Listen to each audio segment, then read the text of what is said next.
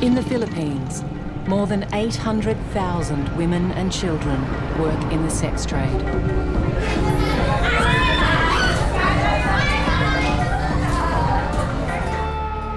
Subic Bay, a 4-hour drive from Manila, is a destination for many foreign men. Men who come to buy sex from vulnerable women and children who are desperate to escape poverty.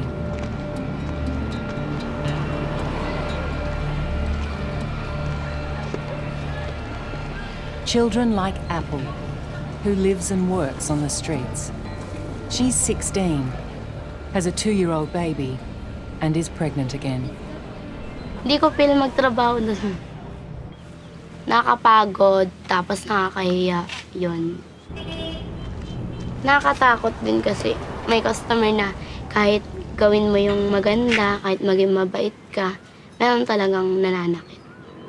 Kaya pag pumasok ka ng hotel, isang paa mo nakalubog na sa hukay.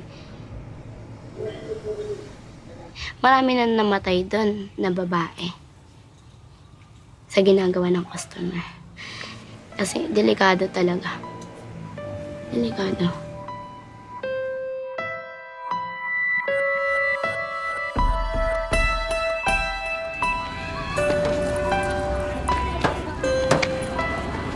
One man has fought for the rights of Filipino children for over 40 years. Father Shay Cullen, an Irish Catholic missionary. In the modern age, people now have huge disposable income. They can travel from Europe and America and Australia. They can travel anywhere they want in the world at a very low cost. So we see more and more international tourists traveling to Southeast Asia, South America, where there are many, many poor people. And now suddenly hundreds of thousands of men are coming here to buy sex from underage children. Father Shay opened the Prader Foundation in 1974, which includes this home for over 70 girls. They may look like regular school children, but they've all been rescued from brothels and sex bars, or suffered sexual abuse at the hands of foreigners and Filipino men, some as young as 6. The bars are for their own safety. In the past, armed men and pimps have attempted to kidnap them. But this is the phenomenon of Jesus, the revolutionary. Children are number one. They're the most vulnerable, the weakest, they're the ones we are challenged to defend, to protect, and to help. Now, 3 former Australian policemen have come to help Father Shay. My name's Dennis Gray and I've been retired for 13 years. I've never been involved in investigating pedophiles and I'm appalled at what I've been exposed to and what I've seen, and I'm happy to contribute to your joint effort. My name is David Thompson. I'm also a former federal police officer and an investigator, and I'm very happy to be here, and it gives me an opportunity to try to improve my very limited Tagalog. So, magandang umaga.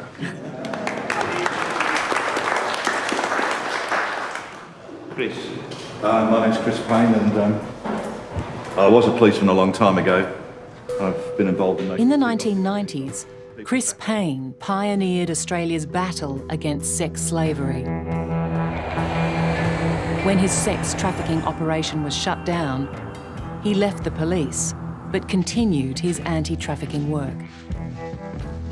Former colleagues Chris, Dave and Dennis will work with Father Shay to investigate Australian men who come to the Philippines to have sex with children. They'll also go undercover to try and identify underage girls in the bars in the hope of organising a rescue mission. Within the bars itself, what's the youngest kid you've seen working in a bar? No, the youngest kid we got out of a bar was 14 years old. Although we got much younger on the streets. I'm getting the impression that that might be where some of them graduate from the streets into the bars. Is Yeah, that yeah. right? Well, okay, 20% of the children that we rescue from the bars, they've been sexually abused either in the home or by some pedophile in the community. And they get so shattered and so hopeless, nobody will help them. They get so depressed that they're easily recruited then by the pimps. A child can't make an informed decision to have sexual relationships with a 40, 50, 60, 70-year-old man. They don't make that decision as an informed choice. And if you don't make an informed choice to have sex with someone, that's rape.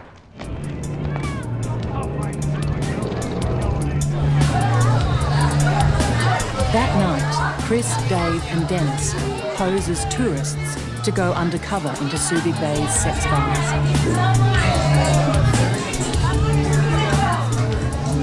We've been following two strands in this investigation. One is the bar scene. In this area there's a lot of bars where women work, you buy them drinks and you can take them away. It's called bar finding them and have sex with them. And some of those bars also employ underage children. Underage here is under 18 to work in a bar, but some bars will try and employ girls as young as 13 or 14. They'll do so with willful blindness, and so do the police. Some of them, I'm told, are deceptively recruited, so that's internal or domestic trafficking. They think they're going to come here and work as the usual nannies or housekeepers or waitresses and find themselves in the girly bars. But the men find it tough to gather evidence. The girls have all been trained to say they're 18, and the mama-sons and bar owners give nothing away.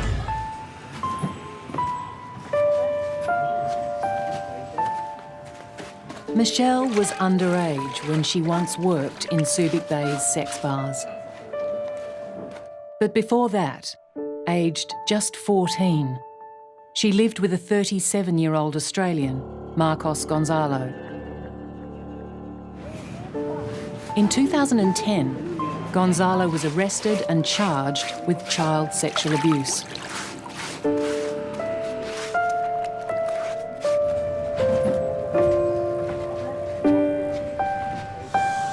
Ayaw mong sabihin? Gonzalo was released on bail and disappeared, despite a court order stopping him from leaving the country. He may be hiding out in the Philippines, or he may have fled illegally. Dave takes a victim statement from Michelle, hoping to find out and to establish a prima facie case against Gonzalo. How did you meet Mark and how did you come to be in a relationship? Tapos pinakilala siya sa akin ni ate ko. Ayoko sana sumama sa kanya. Sabi ni mama ko, tsaka ni Mirasol, sama na lang daw kami sa isang kwarto. Sabi natatakot ako niya, ma'am. Tapos yun, ginalaw niya ako nun, tapos virgin na niya po. I want to show you some picture.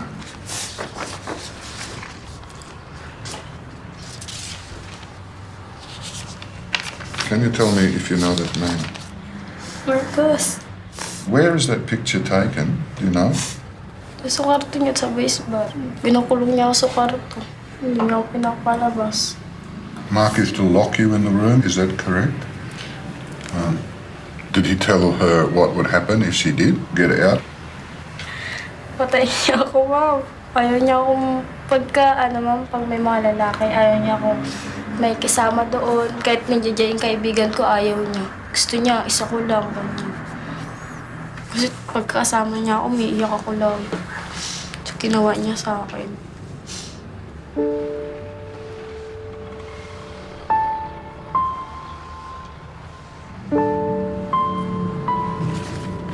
I don't know how anyone can do what they did to someone who's so frail, and she's, what, 2 years older now than she was at the time she was a victim.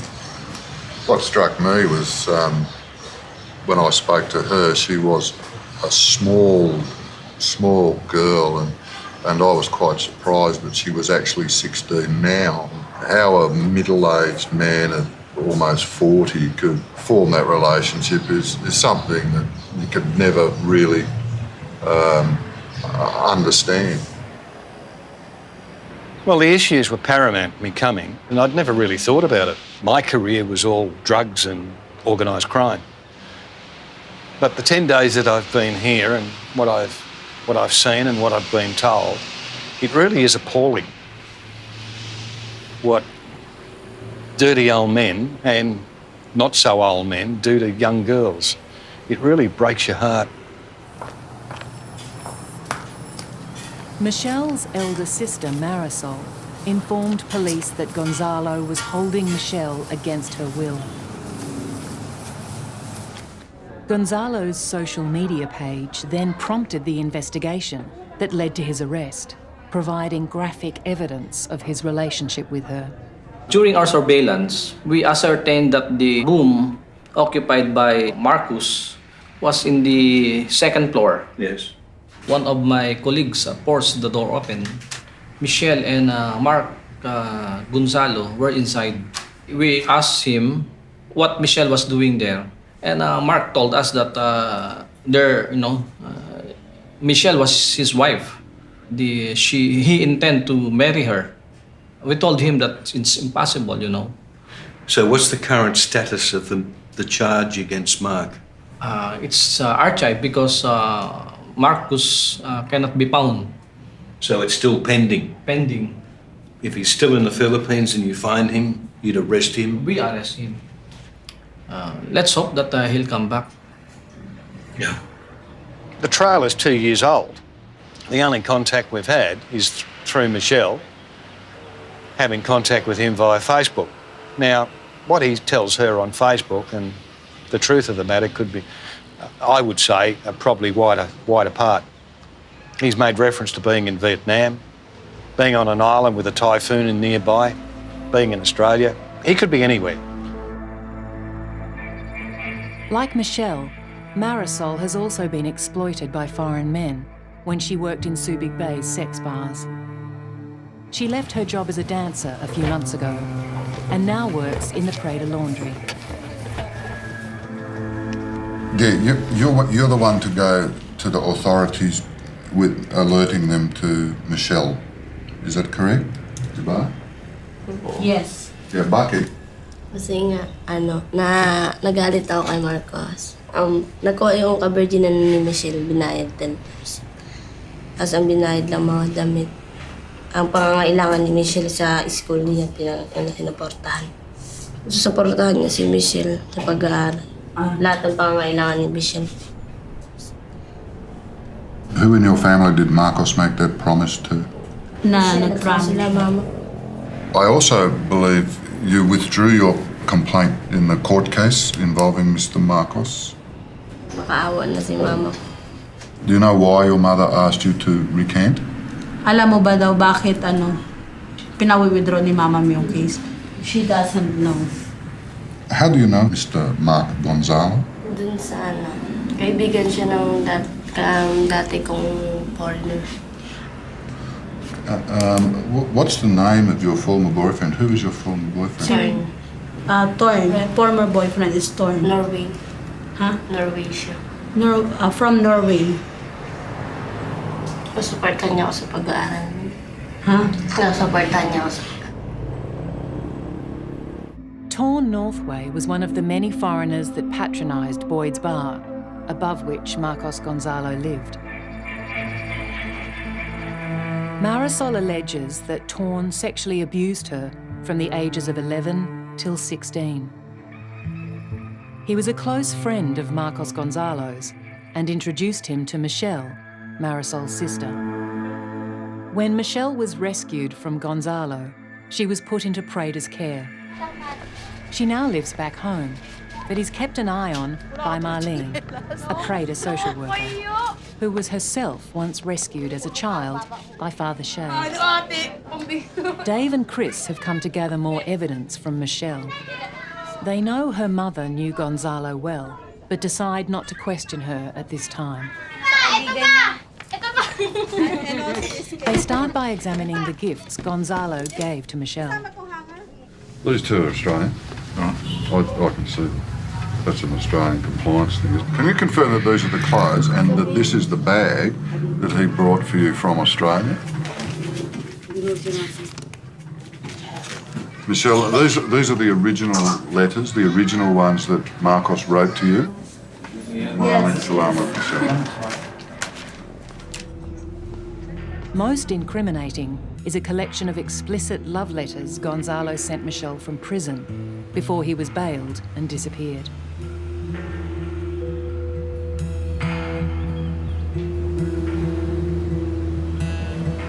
If these letters had been written in an Australian prison to a witness in an Australian jurisdiction, that some form of offence for trying to interfere or intimidate the witness would be liable for that. There's constant reference to the fact that he's almost begging her to withdraw her affidavit so that she and he can go free and resume the relationship that they've been in. There's nothing in those letters to suggest where he would currently be or where he has been in Australia, where he lived, his past life. There's just nothing of that nature. He doesn't leave too many clues, does he? As to his background, I know. That's worrying because it would indicate to me that he's not just a middle-aged man who's stupidly fallen in love with a young girl. He's a serious abuser.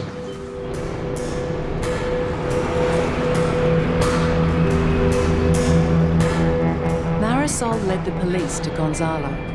She now wants to help the Australian investigators rescue other young girls.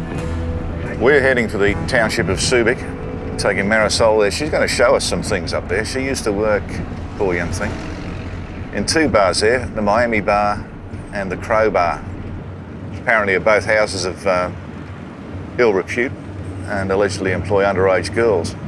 Miami shelter. Alam mo ba kung may nagtatrabaho sa Miami? Na minor? Oo. Paano mo sila nakilala? Dati kung yun, sa barkada ko dati yun. Those minor who are working in Miami. Hazel, Lea. Tapos nakalimutan ko ibang pangalan. Nasa 16 yun. Hazel is 16 years old. Lea, magsi-16. What was the salary? How much did you got paid by, what, drinks? Magkano daw yung sweldo mo? 100. Her salary in Miami is 100 pesos. A day? A day daw yun.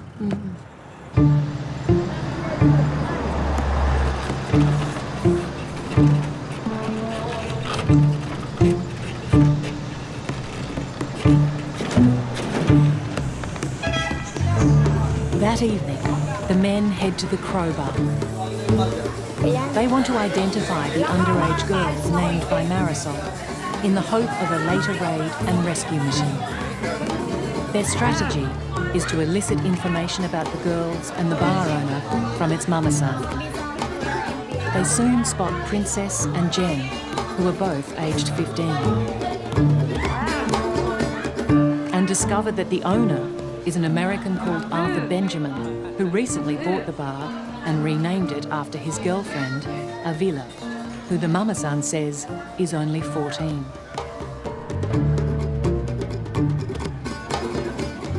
In the Miami bar across the road, the men again pose as tourists and find all the girls working there are underage, some as young as 13. In Miami, we saw two young girls, and they were clearly no older than 13, I would say. They were prepubescent. A guy turned up who we were told later was a colonel in the Philippine National Police. He walked right past the girls, as a matter of fact, and he was there with the owner and a solicitor, and no idea what that was about. But these bars are operating openly in a country where it's illegal for anyone under 18 to work in them, and in a country where prostitution is illegal.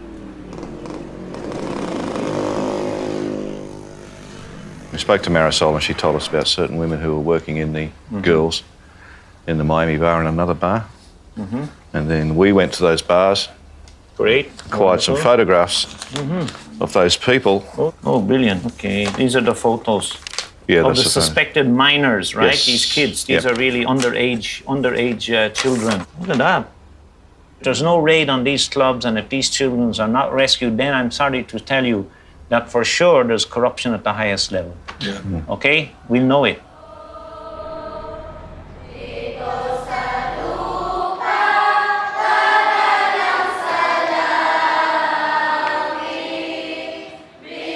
Father Shea has been nominated 3 times for the Nobel Peace Prize, but his controversial work has angered many, including corrupt police and politicians who profit from the sex trade. He's been threatened by pimps and brothel owners and has survived a shooting whilst protesting for child rights. Undeterred by threats and assassination attempts, and with new evidence of underage girls working in the bars, Father Shea and Dennis head to Manila to meet with the Ministry of Justice and the National Bureau of Investigation, hoping to organise a raid. But when they get there, there's a hitch. They're told they'll need an affidavit from Marisol and Michelle, who also know some of the minors, before any raid can proceed. Father Shea wants to ensure that the raid is a success. So he recruits another expert to plan a sting on the 2 bars. Hello, John. Very welcome. Hey, Good Father to see Shea. you. Yeah, it's good to see you. It's been a long journey to get here. Great. It's been like, what, 5 years since I sent you the email saying that... John Curtis, a former Australian Special Forces officer, is the founder of Grey Man, an organisation that rescues children from the sex trade in Asia. I was just watching my young daughter sleep, and this voice just came into my head and said, there are children her age being abused in Southeast Asia. And I took that as a sign, and I decided to go up to Southeast Asia and carry through on the sort of promise I made to myself. Before I left, I promised my daughter that I would rescue 5 children for her, and I think that's where it all started. Has she ever seen this door open? Nakita mo ba daw na minsan itong bukas? Oo, pag tanghali lang.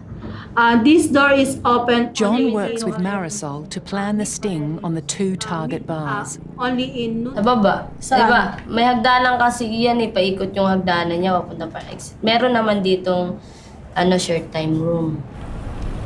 Whilst John is setting up the sting, the other investigators head to Boyd's bar, which Gonzalo lived above with Michelle. They want to corroborate Michelle's victim statement so they can build a case against Gonzalo to present to the Australian Federal Police. Under Australia's child sex tourism laws, if convicted, Gonzalo could face a maximum 25-year jail sentence. The NBI... Michelle describes the night of her rescue and Gonzalo's arrest. Natulog-tulog pa kasi ako nun Tapos? Tapos yun, nagising ako. Tapos sabi niya na si Mark, nakapo sa snack. Were you sleeping with Mark that night? Tulog kasama si Mark. Yes, she slept with Mark at that night. Okay. Can we go inside? Where's our caretaker? I think it's this Okay. Ito daw ba yung padlock na kaya hindi ka nakakalabas? Oo. Yes, she said. Why did you tell the NBI to come here to raid this place? Nilalak nga. Nag-text sa akin yung kapatid ko na nilalak nga daw siya doon. When you got the text, did you tell your mother? Alam naman ni mama ko. She said that her mother know everything. But later on, she retracted her Statement. complaint and her statement to Rowling. Ano yun, nagmakaawa sa akin si mama ko. Kasi nga madadamay si mama ko.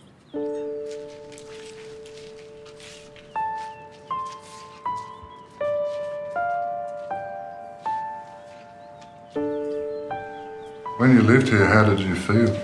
Nung nakatira ka daw dito, anong nararamdaman mo? Malungkot. It's okay to give her a hug. She needs...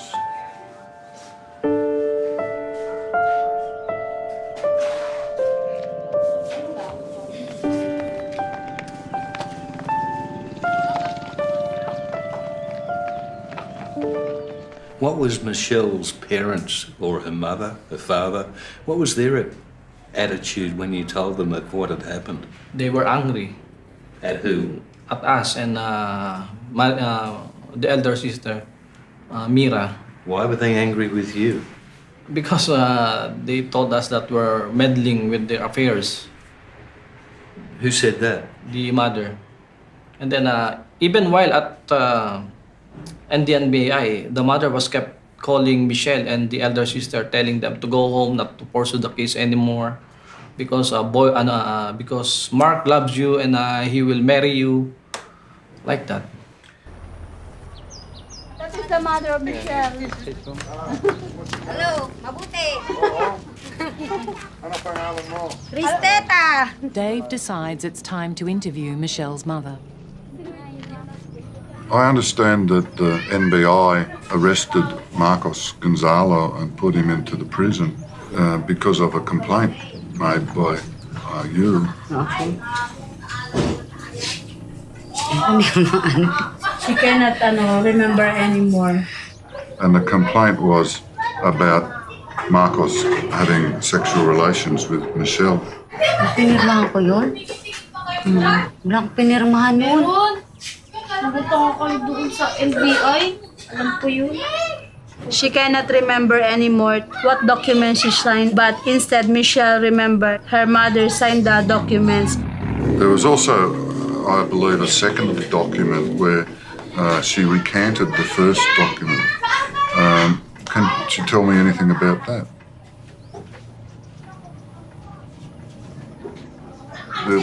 The NBI allegation is that you sold Michelle to Marcos for money. Alam niyo po ba yun? Hindi ko naman yung anak binibenta. She said that People need to survive in this country. The safety nets that exist in Australia just aren't there. So when families need food, they become desperate. They're easy pickings for people who don't have money to sort of entice them to come into these situations. They see foreigners, they think they're rich, and there's a way of making money from them. Police surveillance established that Gonzalo lived above Boyd's bar with Michelle. But when arrested, he denied having sex with her. The bar closed down soon after the raid. But when open, it was not a sex bar, but a drinking club, popular with many foreign men who often brought their young Filipino girlfriends. Its owner, Boyd Smith, came to Subic Bay from Australia a few years before. The investigators have discovered Boyd's current address from the bar's landlord. With the motor? With the motor. Yes. They hope Boyd Smith can tell them where Gonzalo is hiding. Is this his house? Yes. Now he's living there. Oh, gusto sana namin makausap si Boyd. About po. Boyd. Good, thanks. My name's Chris Payne. We're following up on some of the events that occurred in Boyd's bar 2 years ago. We're particularly interested in finding Gonzalo. Yeah, I'd love to get him too, Yeah. Why is that? He owes me lots of money too. The young victim was a girl called Michelle. Victim, yeah, that's a loose word. So was Marcos staying there with the girl? No, he was, we were actually, he was up there alone, yeah. The thing is, it's just... Dennis is my name, by the way. Yeah, Dennis. Boyd, how you doing, bud? Yeah. Bit bag of nerves at the moment. Mate, can we get out of the sun? Sure. Do you mind if we just under the shade? Sure. Yeah. I don't see a drink, but it's Can we enter? Yeah. Safe to enter? You're not going to bite me leg off? Well, Thank you for that. we're going upstairs, away from the dogs. All right. Angela, come on. So what do you say about the police allegation they made against you that you knew what was happening? They didn't care about Mark and what he'd done. They did allege that you knew that Michelle was underage and that she was staying with Gonzalo. Pardon? They did allege that you knew that Michelle was underage and she was having a relationship She with... was my nanny's daughter. Yeah. And she was at the place all the time. And they also allege that you knew she was in a relationship with Gonzalo. No. Who said that? That's what the police alleged. On the morning that the NBI came to Boyd's bar, it was, 6 o'clock in the morning? Or 5 or something. And they came sort of through the door instead of opening it. Oh, yeah. That morning, I heard something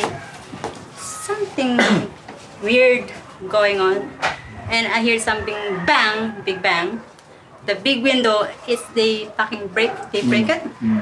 So shit, and then Mark, I heard screaming, said, Boyd, like that. And Michelle and Mark were found upstairs? Yeah. What? In the same room? Yeah. Yeah, the That's what I time heard, Mark drunk. In the same room? They're not naked. They were naked? No. They weren't naked? They're not naked. I don't know. They'd had But- time to put their clothes on, eh? No, because Mark is really drunk that night.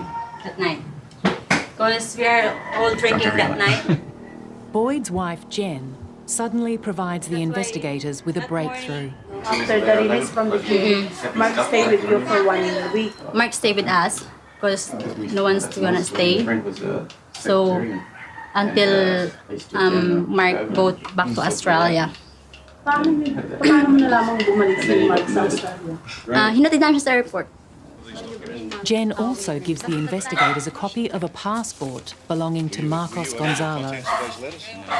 It is now clear how, after skipping bail, he was able to defy the court order put in place to stop him leaving the country. His real name is Michael James Hackett. When the police charged, he was charged in the name of Gonzalo, did the police ask you for passports or anything, did they? No, they don't care. They just wanted to. I don't know. So they just took his word for what his name was? Yeah. They didn't even. I don't know. If Gonzalo were arrested in Australia for the same offence, simply releasing a foreigner on bail and just taking his say-so as to his identity would be unheard of. And I can't understand why that happened here. Detective Bessara is informed about Gonzalo's true identity. He gives Father Shea a computer hard drive seized from an associate of Gonzalo's who was also arrested. He hopes it will hold clues to Gonzalo's whereabouts in Australia. Chris examines the drive but finds nothing about Gonzalo, alias Hackett, as it predates his arrival in the Philippines. What he does find are many photos and videos of girls and young women, filmed by foreign men and stored by Hackett's friend on the hard drive.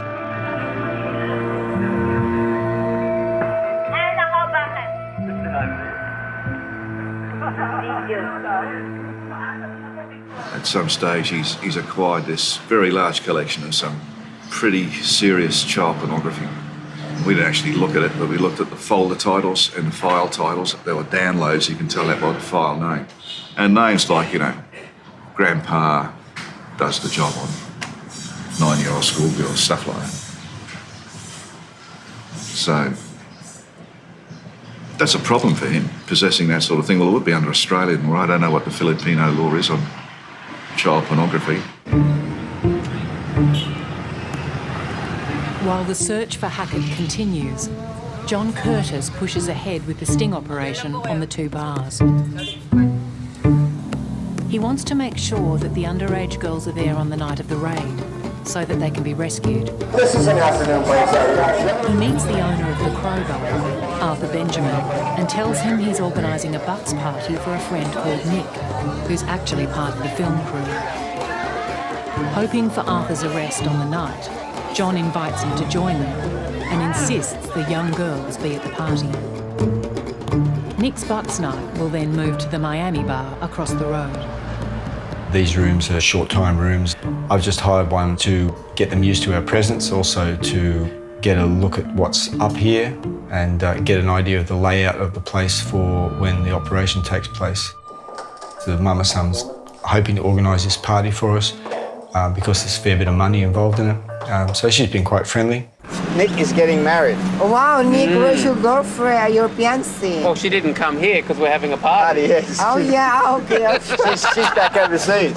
Okay, everything's there. They have a toilet, they have a bar, they have also a videoke bar, and we have also music. And the girls? And the girls also.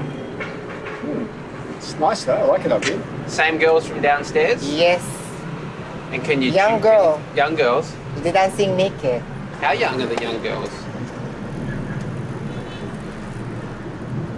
So what do you think? This is nice? When we pressed her on the ages, she was very coy about it and wouldn't commit herself in terms of ages, but we're hoping that there will be a number of underage girls there. And you can dance naked, you can do sex here if you want. We can close the door. You can have a fuck party also here. Then fuck all night long. I suppose the only risk is that there's a tip-off. We get here and there's no one here. If you let too many people know what's going on, eventually there's a leak and then the girls are all gone. Sabi mo na in-identify mo yung si Venus. Ito si Venus, di ba? The National Police still need affidavits before the raids can go ahead.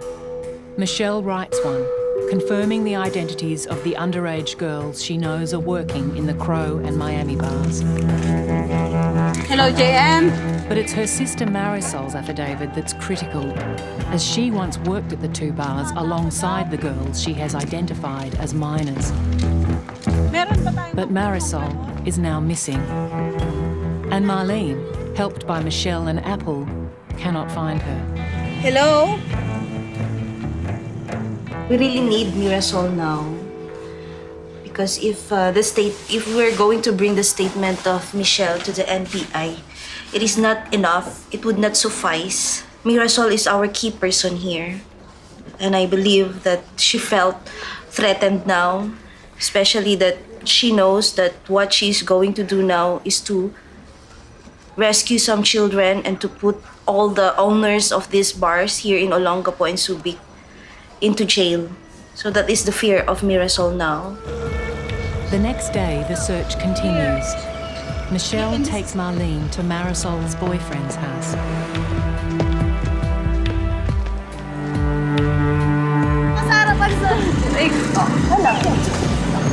She's here.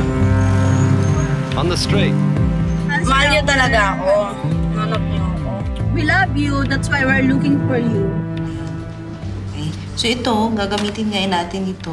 Isasubmit natin bukas sa NBI at panunumpaan natin yon, no? Na totoo nga na merong mga nagtatrabaho mga minority edad doon ng pagre-rescue doon sa mga batang ito. Ikaw pang tagaligtas nila. Tagapagligtas, Angel de la Guardia. Ang ilagay. No? Okay, mark that as Exhibit A. Okay? Anong pangalan? Samahan. Anong pangalan niya? Tricia. Ito. Princess. Ito si Princess. Ilan taon si Princess? 15. Mag-15. When was the last time you went to Manila? Long time. Long time ago? Well, tomorrow, you're going to present the affidavits for the search warrant. The search warrant will allow us to search everywhere and to rescue the underage girls. But you've been a big help. You've been really good. Thank you. You and Michelle and April. April. April. Me? June? July, August? Oh, now you're telling jokes. But I can tell you that this is the hardest job and unpaid job in the whole world that anyone. The sting for the night of the raid is now in place. But the National Police may still take weeks to examine the affidavits and approve the operation. And John now needs to head home. Yeah, I'm fatigued after 3 weeks. You're worn out 3 weeks? Oh my God, you tried for now 30 years. Perhaps it's a never-ending battle. In spite of our efforts, trafficking is increasing in the world. People sometimes say, what are you doing? You know, how can you help this situation? If you give a child another chance, then they have the potential to become anything. Father Shea at Prater, he's rescued many, many children. All of those children have a potential for a better life. Now, you can't tell me that that's not a good thing. Okay, we're on to the NBI. This is Attorney Pascual, who hopefully will arrange this rescue of the children. Hello, Attorney. Good morning. Affidavits in hand, Dennis and Father Shea head to the National Bureau of Investigation, along with Marisol, Michelle and Apple, who've all helped formally identify young girls. Father Shea has decided to deal with the Manila office, 4 hours away, as he believes the Subic Bay branch is corrupt and would tip off the bar owners in advance of any raid. we're developing a case operation plan. We also have to coordinate with our regional office. Yeah. Yeah. Where? In San Fernando? It's the office in No, NBI. I'm sorry. No way, please. That guy used to work for me and he went to the dark side. Every case they got falls through. We wanted at this level where there's total security and we're not going to end up with a story of failure and corruption. This will be the national spotlight of hope for women and children, this office. Of course, we want Father Shea to do this right. And not one conviction of a foreigner for trafficking in the whole Philippines for the last 10, 15 years. Finally, the girls' affidavits are formally sworn. Ibig na kasi kami puso ko iyong alipin kahit kailan ako'y sa'yo. These girls have just been robbed of a childhood. You know, they're not surrounded by pimps, prostitutes and whatever. They're being treated decently and it's nice to see the transformation. Michelle was only 14 at the time when she was abused. She's a gorgeous kid, but she's got to be given the opportunity to turn her life around. She's got to be given an opportunity that perhaps she's not been given to date.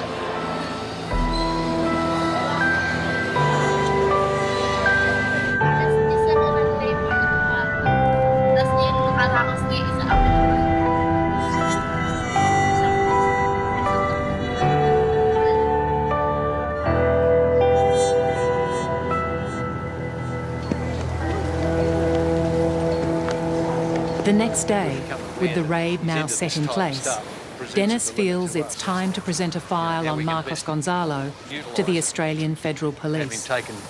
I don't think we should try and imitate what the AFP do because, quite frankly, they're going to pick up any deficiencies straight away.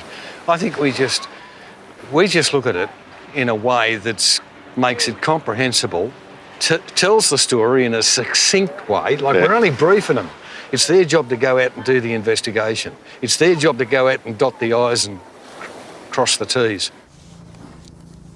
The Australian Federal Police has offices in 35 locations around the world, including Manila. They collect intelligence on transnational crimes, such as terrorism, and on Australian child sex offenders overseas.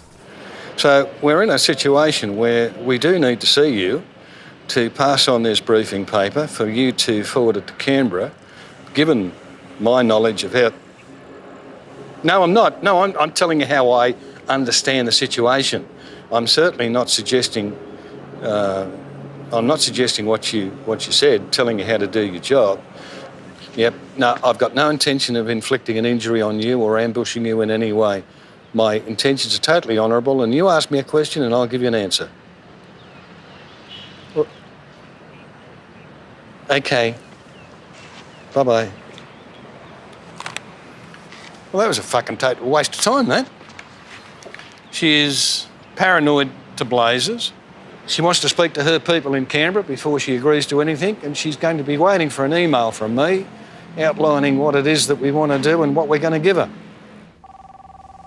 You don't answer. I really want to have it on the record that we reported this to the Australian Federal Police, and I think they should know about it and give us all the help and cooperation that we need. This is the big issue everywhere, and they seem not to be very interested. And that bothers me a lot. I think they should be, number one, calling us back within 5 minutes to assure us of their help and support. So there's a lot that we have to get doing. They're not answering. I mean, it's ridiculous. No, they should have a hotline.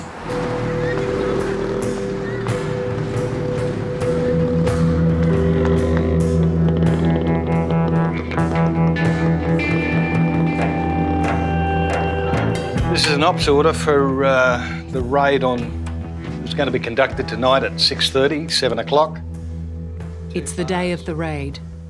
To make up numbers for the Bucks party, Dennis has recruited several of the volunteers from Prada.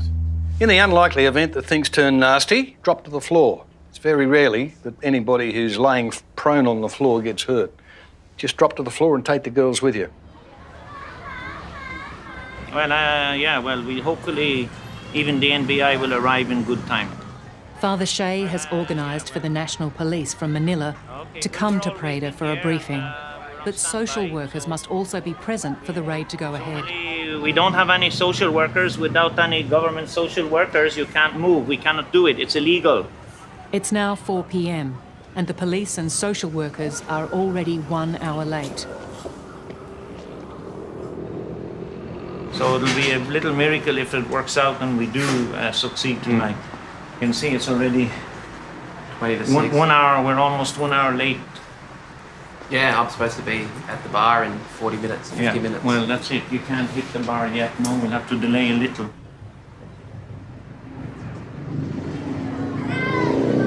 No answer.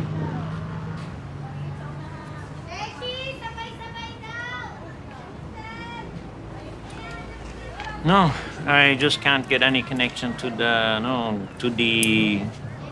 the social workers, who are supposed to come here from the government office to rescue the children. We're not sure if they're going to show up anyway now. But we just have to be patient and let's hope it's going to work. Anybody on board? Are they all here? Father Shea decides that Nick and his guests need to leave for the Bucks party, hoping that the social workers will turn up.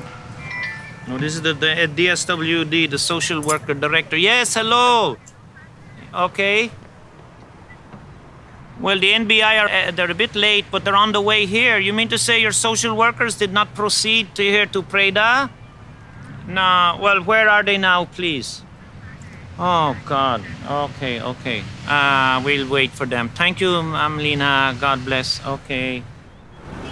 The raid is in trouble as the crowbar shuts at 10 p.m.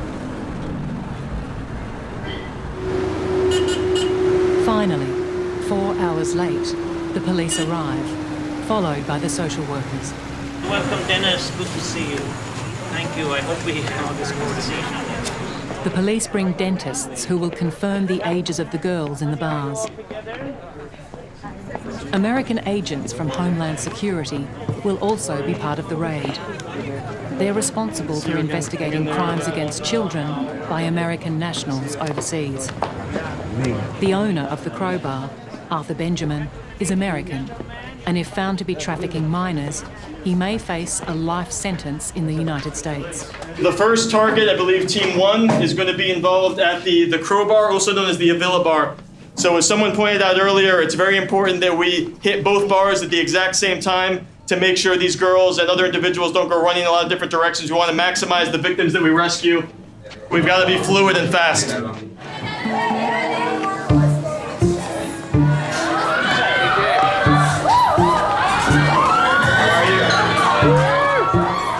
The Bucks party arrives an hour later than planned, still not knowing if the raid will proceed. All right, so we are in the bar, we are waiting for the crew to come, and it is gonna get messy. But despite promising to be there, Arthur Benjamin, the bar owner, is nowhere to be seen. The undercover team at the Miami bar discovers that none of the underage girls identified earlier are there. They're told they've been moved to a new bar, and the girls tonight all seem to be of legal age. Yeah, you better go, then close the bar and you won't even get inside. At the 11th hour, the team leaves Preda and the raid gets underway. Holy crap, I heard my name. Arthur Benjamin finally turns up. He has Avila, his alleged 14-year-old girlfriend, with him. Unaware the raid is imminent, the tension builds for the undercover team as the party suddenly gets wild.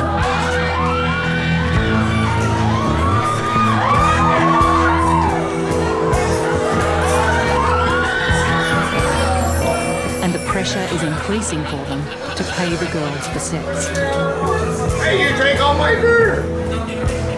Ah, she used to get money on it. Who put the money on that? I used to give her 500 pesos at a time just so she'd take it up her ass. 500 arrest. See the sign, crowbar, that's it. Crowbar. That's it. On the left. Stop, go. Get out, go.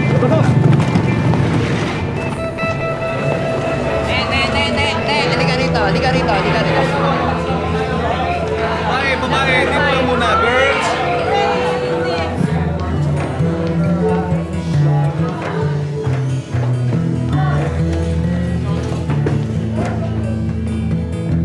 Nothing? It's empty. Both bars are raided at the same time. At the Miami, none of the girls in the Prater report are found. But the new girls working there want to file charges against the owner of the bar. They've been trafficked from a distant province with the promise of work at a beach resort, not prostitution in a bar. One of the girls is found to be a minor, and the mama-san is arrested on trafficking charges. Nobody's allowed to get out. Nobody's allowed to get out.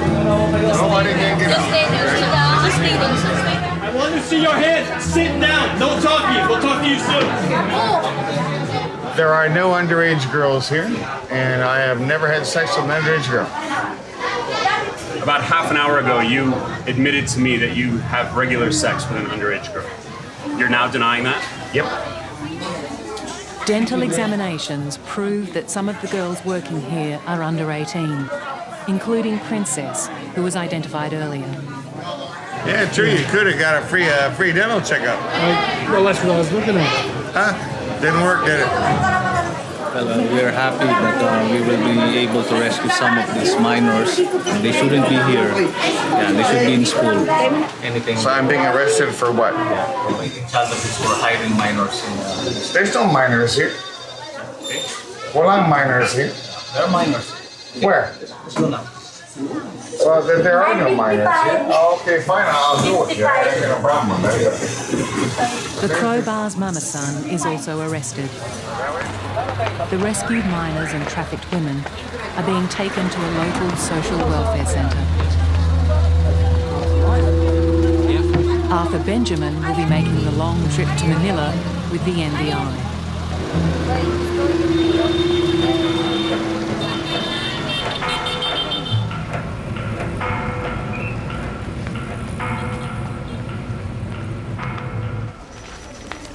There's a hearing tomorrow where charges will be laid in the court or in the prosecutor's office. These mama-sans from the Miami bar are sending text messages to Marisol and Michelle about death threats. We're going to do something to get you back for what you've done, you know. So we have to extend more protection now, certainly for Marisol. All set. Yeah. You ready for the road? Look, terrific. Thank you so much, for all your great work. We're really With the raid a success, it's now time for Chris and Dave to head home. But there's one thing left for Dennis to do. The Australian Federal Police in Manila have finally agreed to meet. He can now file their case against Michael James Hackett, alias Marcos Gonzalo. Well, today's the culmination of 3 weeks' work. We've prepared a 12-page report for the AFP that they should be able to use to further any investigations that they conduct. Let's get it over and done with. Let's get this show on the road. The case against Gonzalo is strong. It's strong here because he's a fugitive. There's already a case against him. There's a brief of evidence. There's a warrant for his arrest. We've got a victim who's giving a statement, and that statement is corroborated wherever it is possible to corroborate it. He has been charged in the Philippines, but he could also be charged in Australia. One of the delights of growing old is that you never stop learning. And the last 6 weeks I've learned quite a few things. I've seen the difference between good and evil. I've seen the difference between competence and incompetence starkly illustrated. I've seen a man on a mission who is enormously frustrated because the system, which is supposed to work, doesn't. Mag-goodbye ka kay Dennis. Ayaw mo mag-goodbye kay Dennis? Aalis na si Dennis, oh. Ha? Ba't ayaw mo mag-goodbye? What's wrong, Marisa? She doesn't like to say goodbye to you. I'd been practicing for 3 days. Okay? Mal kita tulad nung isang arak. Naiintindihan mo? She understands. Intende?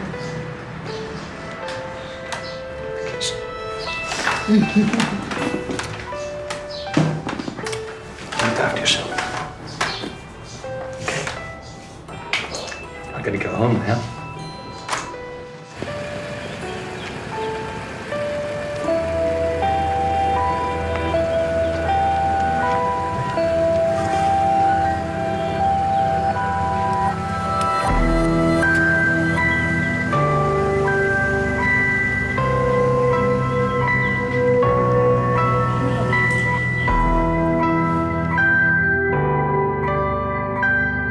After Dennis left, the threats against Marisol continued. She's since gone into hiding. The Australian Federal Police has now located Michael Hackett in Queensland, but will not pursue him for any crimes.